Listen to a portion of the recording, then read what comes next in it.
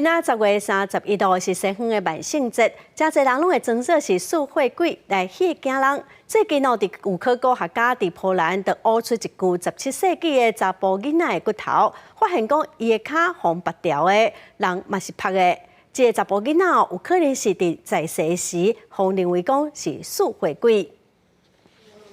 紙箱內底的遺骸是最近挖出來一具17世紀的查某囡仔骨骸。波蘭托尼戈百尼大學的考古團隊最近佇北部一座墓園發現一具查甫囡仔骨骸，落葬的時陣腳紅豎起來，面向下面，可能是要防止伊佫爬起來。推測查甫囡仔在生進前互認為是蘇會鬼。Został prawdopodobnie po śmierci tego dziecka otwarty i reszta tych kości zniknęła, ponieważ ówcześni ludzie stwierdzili, że pochowanie tego dziecka, zabiegi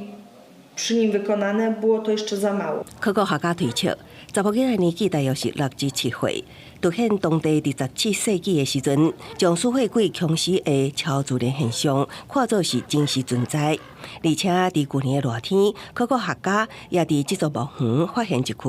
女性的骨骸，腳也紅豎起來，阿媽棍也掛着一支草雞仔，顯示伊迄當時也互認為是蘇會鬼。這種埋葬方式應該是為了防止伊佫活起來。Być może ta kobieta po prostu była inna, może cierpiała na choroby, jak się okazało z badań antropologicznych, które przeprowadziliśmy, analiz specjalistycznych, że faktycznie była to osoba schorowana, więc być może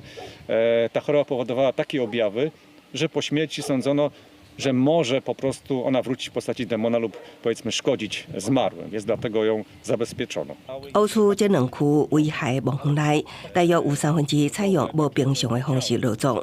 像用鐵仔製品埋葬亡者，互認為可能是會當讓死者保持死亡的狀態，也是將石頭放入手骨，也是阿媽棍來預防亡者佫活起來。另外，這座神秘的墓園的實際大細，甲相關遺骸研究，考古學家表示會使用透地雷達繼續進行探勘。公視新聞陳慧珍編譯。